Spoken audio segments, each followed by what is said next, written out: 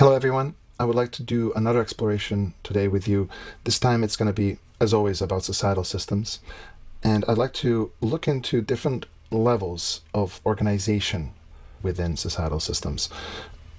We will start off from the basic, which is sort of like the core, single social grouping society, usually expressed in forms of tribes in human societies, and then build towards larger multi-level grouping societies that will be above and be consisted of the very single social grouping societies underneath and built by them. At the very core of society is the individual. So these white circles is what you would think of individuals within one social grouping. Usually we would think of these single social groupings as the core structure would be a family unit, usually within a human society. Except humans have learned to organize themselves in many diverse ways as societies became larger as well. And as far as the organization within these single groups, there's two ways humans generally organize themselves. On one hand, the society is such that everyone is in a way seen as an independent, equal individual on the other side, thus the name egalitarian societies. At the same time, each one of these individuals have to learn to fend for themselves all the time, because there's no higher authority to give them a standing, say, above somebody else. This is a world where whatever rules and values are created are usually created by negotiation amongst, almost like an organic negotiation between the members of that group. Now, this can be also seen within solitary animals for whom the society is the world at large, meaning they need to negotiate and know how to survive with any individual that they come across. And ironically, the main social grouping is whenever the species need to reproduce. So there's always an element of sociality in the name of reproduction, even if you're a solitary animal. And even then, when, especially with, say, turtles who will meet another turtle on the other side of the world, the negotiation is actually happening directly between the individuals. There's no higher governing power or authority that is guiding them to behave a specific way.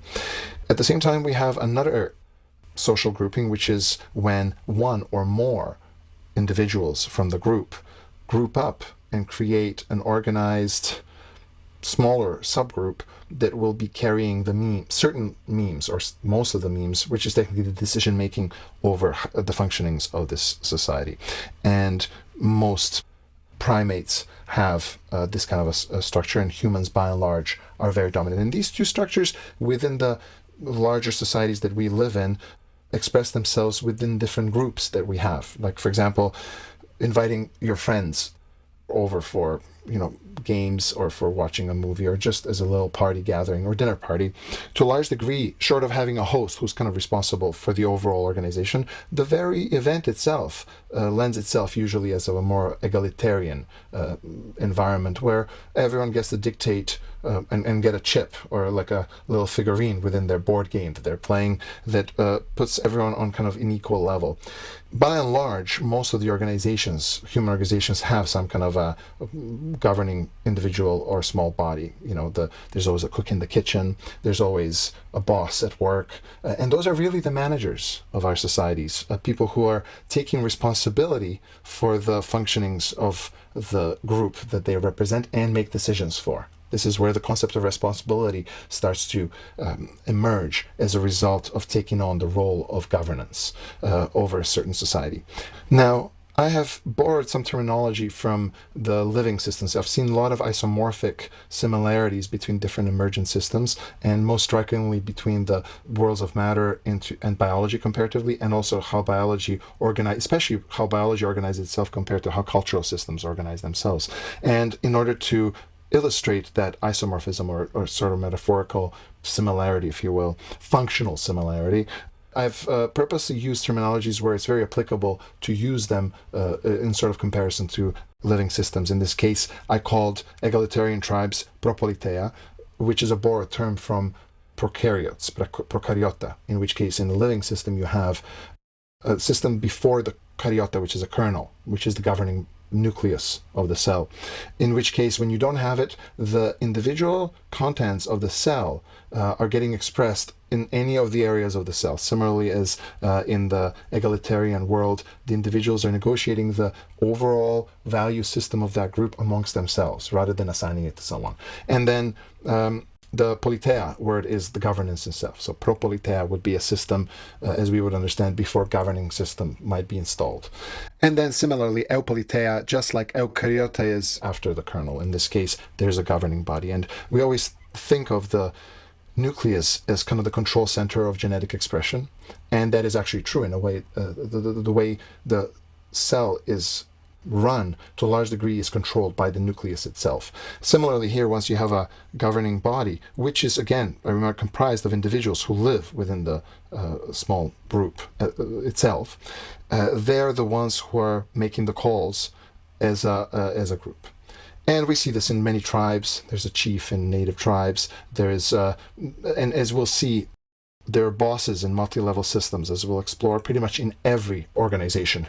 The one thing worth noting is that the only systems that are able to create large multi-level grouping systems are the ones that have the governing body, whereas the ones that don't have a governing body usually live more colonially.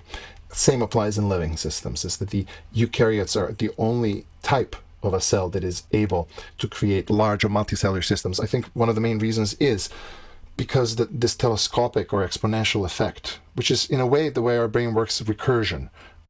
We are able to package things into things, and go ad infinitum on that one. Or say, I know that you know that I know that you know. That ability is the packaging ability that is in a weird way found chromosomally. Everything gets packaged into larger, histones, etc.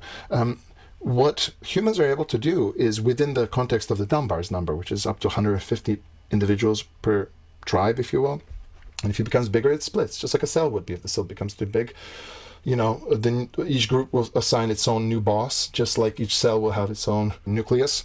Nevertheless, they will be able to send one representative per tribe to create an organization that can then, that organization can be able to make a new layer of rules and laws for each one of the tribes that it represents, or families. I don't have to use the word tribe as much as the family group or the single social group, right? Which is the basic group. Now, what's important to also notice is that each of the families or small groups will have their already established home rules, like just the way they function and the value system of their group as negotiated by the individuals there. The new group that's created, you can think of it almost as people living in a building, and they create, everyone sends, every family sends, the elder or somebody to join the strata group or whatever. Or whatever entity will be now making decisions around how to run the building, how to maintain the building. And that'll be another extra layer of laws that are put on top of the laws that are underneath as well. That's how we have to think of it. So that group, and they can make this organization to up to, say, 150 people itself, which means that it can represent up to 150 small family structures underneath, which is in the order of 20,000 already. That's where you see the exponential power of this multi-level grouping system. So first it will get expressed in, let's say, a small form of a building or a small community, which can have its own representatives. And then all those can gather themselves and create a small city or hall. So you have a town hall, which will then create traffic laws and how to run the city laws, which is another layer of mimetic layer within this society's value system, if you will, right?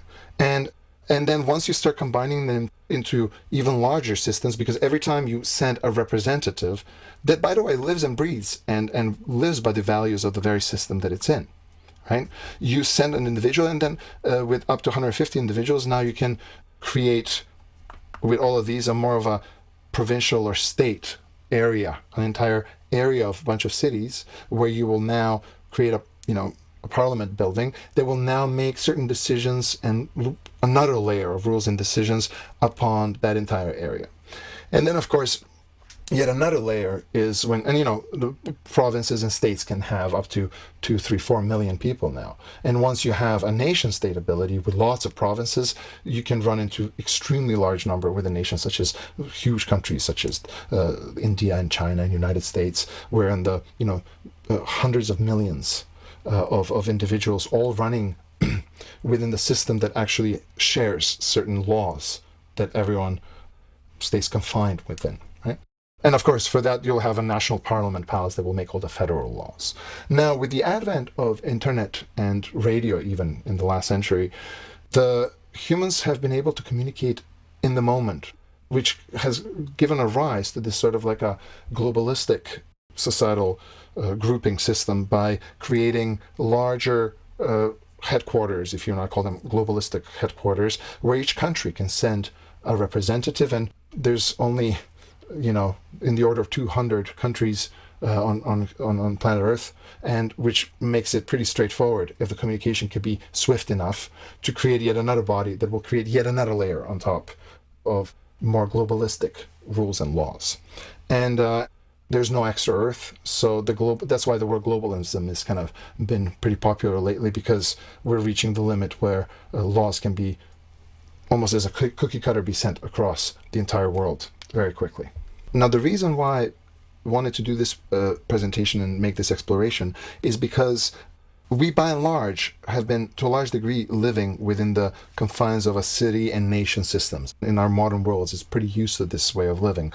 The tribalistic way of living is not your family that lives in a city, because family abides by all sorts of laws, pays the taxes, and is very much involved into all the legislative layers that a nation state imposes in a way, or comes in a package as, if you want to live in a nation state. And there's very little areas, even across the entire globe, that have been left where there's tribalistic systems, meaning an independent system, probably a friendly system to modern multi-level groupings of nation states would be like a circus that travels. I usually like to give this an example because they enter the system just like a bacteria would enter a multicellular organism and be friendly or not to it, right? A circus is pretty friendly because it wants to entertain and it wants to prosper within any system that it travels.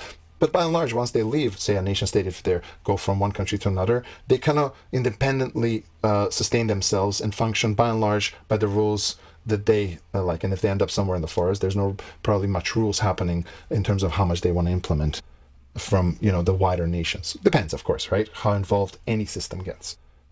And short of those, any tribal states are something that we're all familiar with. We have nomadic tribes that are all over the Middle East. When native tribes were found, when the Europeans arrived, those are tribal settings in the way people lived. And to a large degree, there's a looking down upon the tribal ways, even though it's in our blood. There's good cause and sometimes not good cause for that. But by and large, if there's a choice in terms of there being any kind of tension between two societies, if one society is deemed to be of tribalistic nature, it's very easy to knock it down by just calling the whole society as kind of like a world of savagery. We could have seen this in Braveheart with all the William Wallace tribes up north, and that's how the Isles back then would have lived. That would have been the tribalistic living as it would be expressed in those areas. Natives with all the prairies evolved and emerged very different kinds of values. But by and large, most of these societies also had a very violent nature to them, and they were not necessarily very friendly with neighboring societies, which is another argument against, and to a large degree, it kind of paints a good picture of larger nation states. Because what happens with larger nation states is that you achieve an environment where there's a very large amount of similar value individuals around you, which kind of can create, in an interesting way, of more of a trusting environment rather than some tribe over on the other side of the valley that is independent and you have to fear for their potential dominance or them wanting to do things that are not in your interest. Whereas within a larger society, there's a common understanding that there's common interest for everyone as we live in the same society. Ironically, the globalistic elements of trying to put cookie cutter legislatures across the entire globe can create a problem as well, because the humans are too diverse in order to be packaged into the same laws for everyone. And that's where it could be we can observe a certain amount of resistance as we've seen in recent years with the sort of like uprising of nationalistic ways, which almost gets painted by the individuals who really value the globalistic future. For them, nationalism is something that is not really to be supported. Yet there is resistance with all sorts of protests happening all around the world right now, which is the fact that the higher you go with the layers of laws that are layered up as different larger, ever larger groups of humans form, the smaller this circle of an individual becomes here. And once it becomes globalistic, the insignificance of the individual can start really shining through. And I think there's resistance to that, as in the idea is to attend to the human needs rather than the human getting lost in the layers of bureaucracy of legislature. So that's something to have in mind as well. And I think that the perfect balance can always be found in the levels of the extremes, meaning that if we go into extreme in only one small tribes can't create the technological advances that we have. They can live well with the land. In fact, I always think of tribes not being able not to think that they live on a flat earth, because the brain on a small scale really sees the immediate environment around.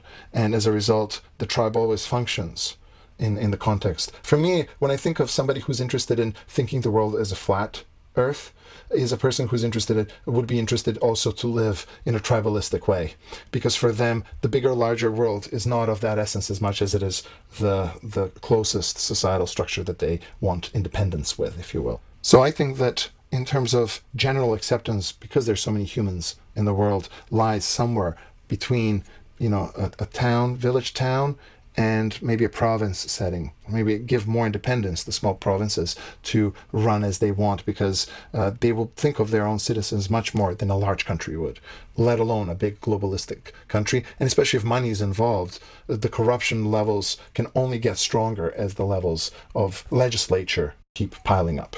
So I just wanted to finish up by just pointing out, think about all the shoulds in your life, the things that you have to do for society, coming from different levels of societal organization. And I hope that helps with all the other explorations that I do within this work of just understanding cultural systems all that better.